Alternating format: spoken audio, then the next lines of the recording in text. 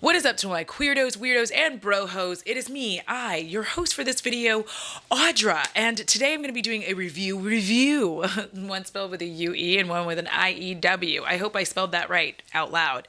Anyway, today I did this video already, but I hated it because I have got to come to the startling conclusion, the reality that I just cannot film and put on makeup unless it's just like a plain old get ready with me where I'm just chatting about whatever. I just can't do it. Anyways, first and foremost, yes, I do have on the Theresa. I keep trying to say Theresa is lethal. Anyways, the Theresa is lethal palette. Y'all, the looks I'm getting with this. It's so cute. For the deep skin girlies, this one's for you. If you had to choose between which one I liked better, was it Lethal is Dead or Theresa is Lethal? It's going to be Theresa is Lethal pour moi. Let me bring you in a little closer. Come a little closer, baby. I feel like laying you down.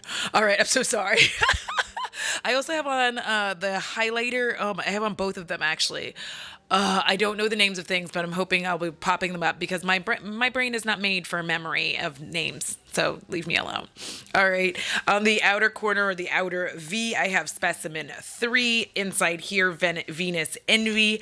Under Plutonian with a smidgen of Pew Pew. The shimmer is going to be Hive Mind with a smidgen of Pew Pew up here. And in the inner eye corner, we now have Space Trash. And that is the look. I've played with this palette multiple times.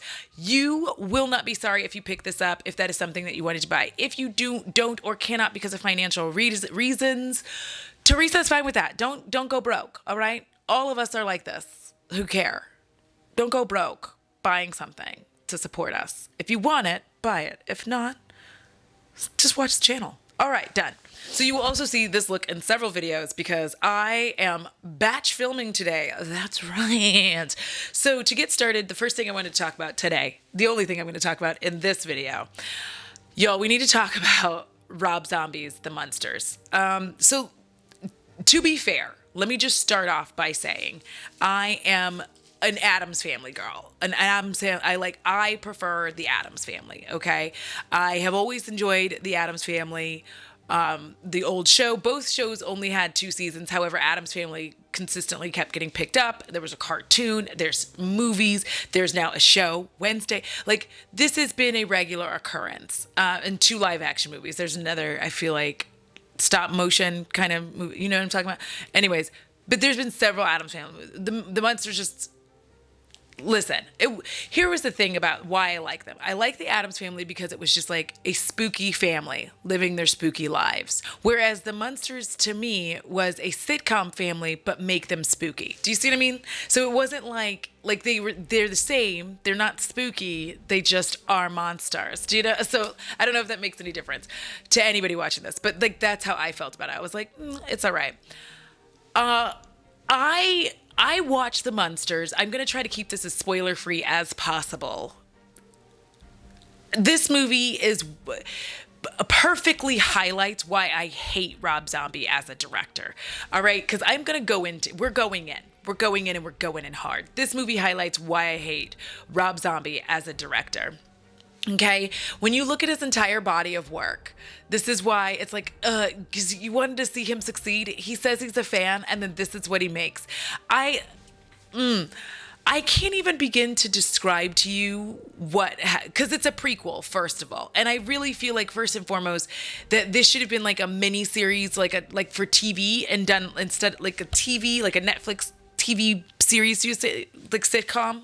Put it back there because it just doesn't lend itself to film. Personally, my opinion, I don't think that The Munsters lends itself to a feature-length film. Again, like I said earlier, because it's more of a sitcom, to me it feels like if you made Everybody Loves Raymond into a movie. Do you know what I mean? Like, why? Why would you do that? Like a laughing, you see what I'm saying? Sitcoms in general, not all, but sitcoms do not a movie make. The Addams Family lends itself to a movie because of how they portrayed it from jump. These were spooky people living spooky lives. And so there's like a lot of rich, fun things that you can do with that isn't just like, we're cute sitcom family. And I don't feel like The Munsters has that. And then to make it a prequel, I didn't care. Now, let me just start with the good because there's not a lot of it. So the first thing is that this is the first movie that Sherry Moon Zombie, one of the few movies. I'll say this. This is one of the few movies that Sherry Moon Zombie is in where she's not playing baby that I liked her performance. Okay? Oh, don't get me wrong. I love it too. It's just, kind of old news. It's like a stake through my dead black heart. Is that fair? Is that a fair enough statement? Let's hope that it is. The other good thing, the costumes. I love the costumes. Fantastic. Phenomenal. For the most part, the casting is good, but the casting is also a bad part of the movie. Listen, I will get there. Now let's get into all of the other things that are wrong with it. One, like I said, prequel, it being a prequel, no. Number two, I really hated all these transitions. Those transitions, a lot of those types of transitions were used in shows back then, like that kind of swirly or like bouncy transition like that, which here's the thing, those worked at the time porque they were in black and white. When a show is in black and white, it's not jarring, all right? It's not as jarring to have the screen kind of go like bouncy, bouncy. It is, however, just very unsettling to be watching it in Technicolor at this point. So it was very bright and colorful, and whoever's decision it was to coat the entire movie in green, there's a green tint all over everything, and it's just, I don't know who decided that. It reminds me of this person I used to know who did photography, and they always put this like dirty filter on every photo, and you were just like, why did you do that? The photo, like, you're an all right photographer, right? And you could probably be better if you stopped putting this dirt filter on top of everything. Anyways, that's what it reminded me. Like, that it was okay and the cinematography would have been good if there wasn't like this gross, like, green tint all over everything. Especially because the film looks so much better like this. Rob, why didn't you take the opportunity to do this? That would have been great. Fantastic even, dude. I liked the casting of Herman. I liked his performance, but again, I don't like Herman Munster. Do you know, like, I think that that's the other reason I don't like the Munsters or didn't like them as much generally, because I don't like Herman Munster. I don't like his laugh. I find him irritating, just irritating. Now, when I started this movie, I struggled to watch it. Y'all, I struggled, and I didn't really, I'm going to be upfront in that I didn't really get to watch all of it. I couldn't do it, all right? It was on, like, it went to the end, it finished, right? But I couldn't watch all of it. All you need to know is, the gist of the story is that there's a witch or something, ex-girlfriend maybe, of Grandpa, can't remember, because it was just, and Herman is stupid and ends up signing over the deed of Grandpa's castle to that person, to that wild, wacky lady. And that is how the Munsters moved to Hollywood. And then there's a werewolf. I don't know. It's not good.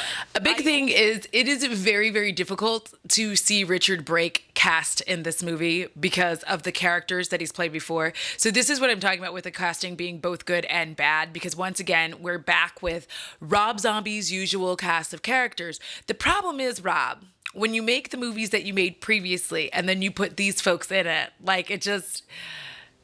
Because here's what I'm saying.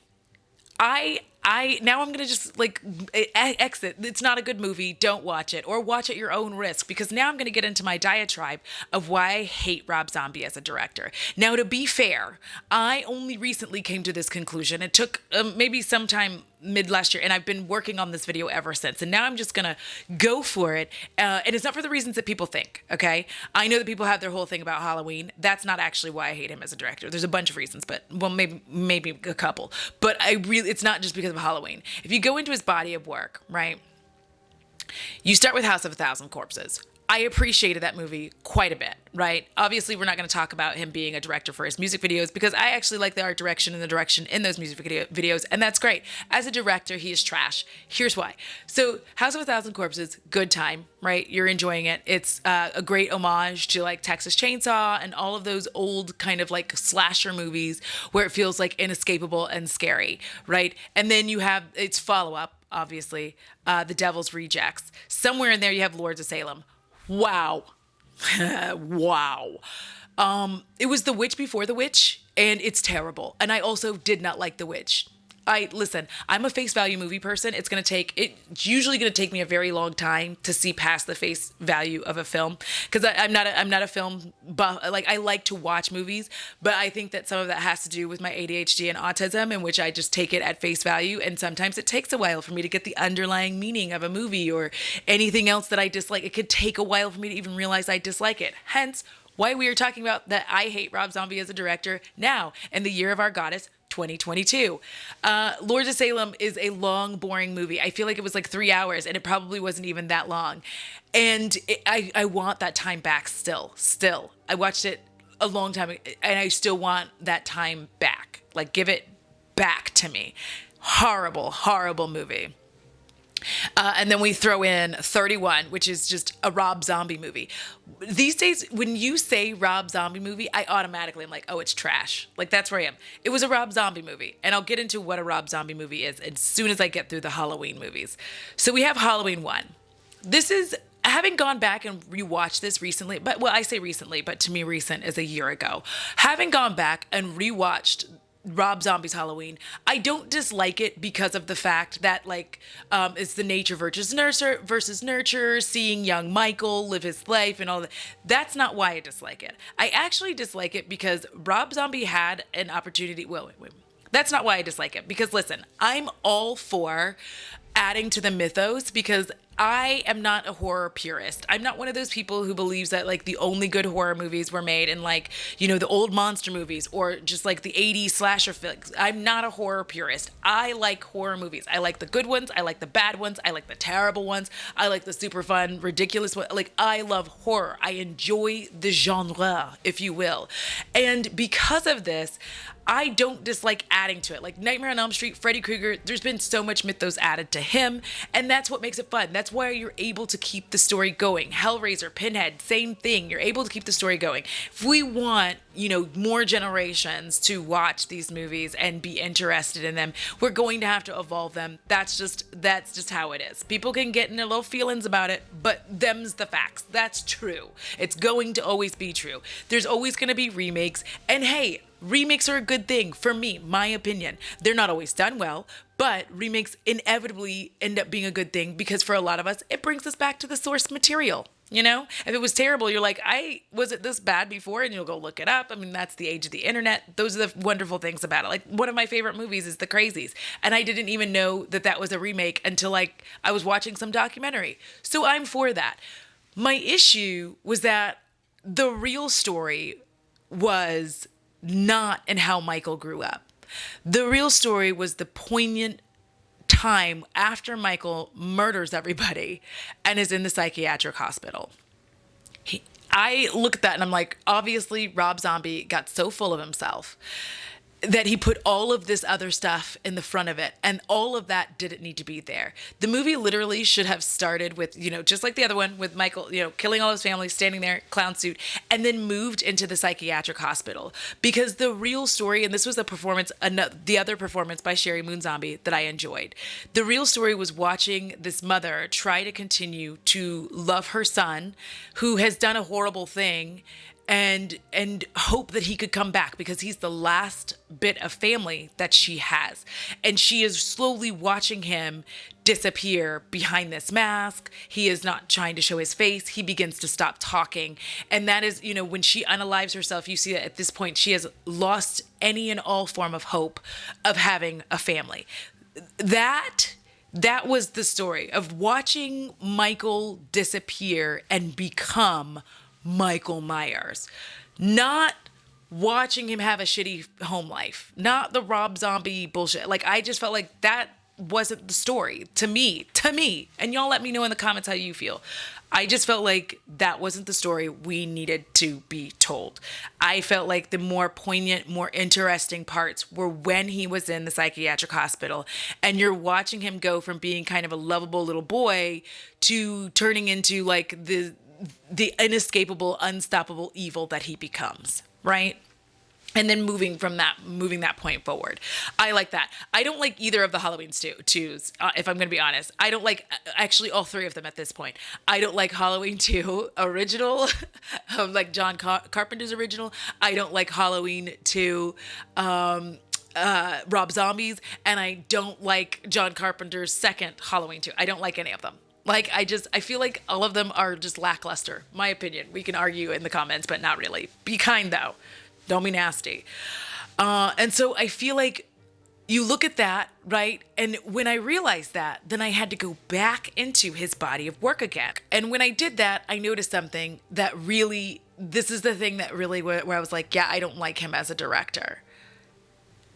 All of his bodies of work, specifically his horror movies, all have a very nihilistic, ugly line in them. Now, for those of you who aren't like super into horror, let me just tell you something. Like every other movie, horror does have a happily ever after. All right?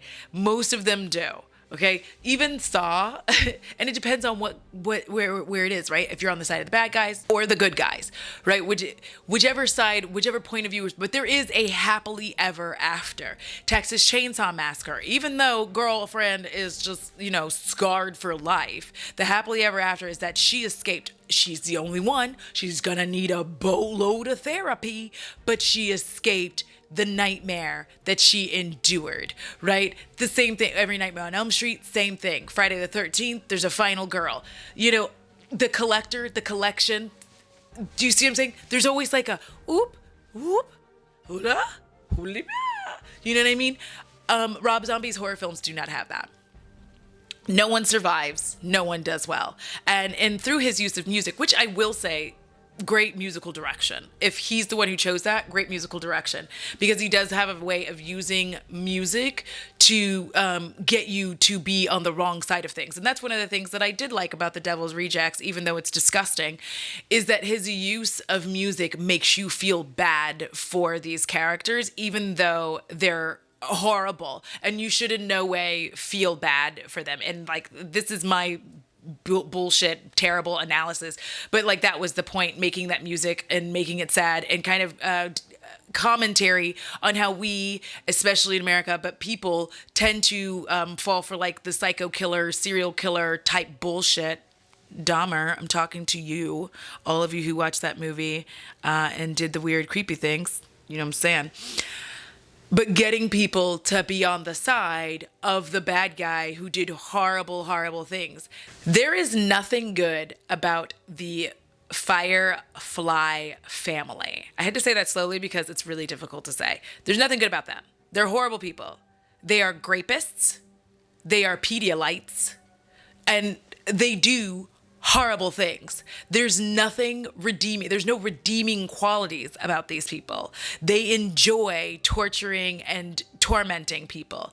And in every single movie, like House of a Thousand Corpses, no one actually survives. Everyone dies. It's just the Fireflies. They live. Why? They don't get their comeuppance. Not ever, right? Devil's Rejects. They ride off into the sun to Freebird. You know what I mean? Bullets. And of course, did you think that I actually forgot 3 from Hell? I didn't. I want to, because it was terrible. And there was no reason for him to even make a third one. And I feel like a lot of times he does a lot of crowdfunding for his shitty movies. And please stop giving him money, because like it's gore for gore's sake, not good. Titties for titties' sake, not good. I'm not into it. 31 is just literally, what was the point of that? What was the point of 31? There was no point. It was just like, hey, it was House of a Thousand Corpses, but make it Gladiator style. That's what it was. It's the same movie. Like, that's why I say, when you say it's a Rob Zombie movie, I know that it's going to be another movie where bad people do bad things. They get away with it. The good people do not survive. And it feels very much like Rob Zombie believes that there is no good in the world and that you cannot escape evil and evil will win. And that's why I hate him as a director. And so like I was kind of looking forward to the Munsters bringing it back around because I was hoping that maybe he could, turn it around. He didn't. It's terrible. It's bad. It's bad. So yeah. That is this video. It was weird. Let me know how y'all think and what y'all think in the comments. This is good though. This is good. You see what I did there? Review. Anyways, y'all, thank you so much for watching this video. I appreciate it for all of you who came by. A huge shout out to my patrons and channel members who on this very day, we are doing a movie night. I'm very excited. A house party. We are hanging out with the Nap fam and the Hand fam. So I'm really excited for all of you to hang out and do that. I love y'all so much because without you, I truly would not be able to keep this channel going and afloat. So I appreciate all of your contributions and hanging out. And to all of you who watch, like, share, and subscribe, I appreciate you as well. Remember, it costs $0 to be kind. It's so good for your soul because if you don't take care of it, I'm sure shit coming for yours. Until next time, XOXO. Gothic girl. There is the Firefly family.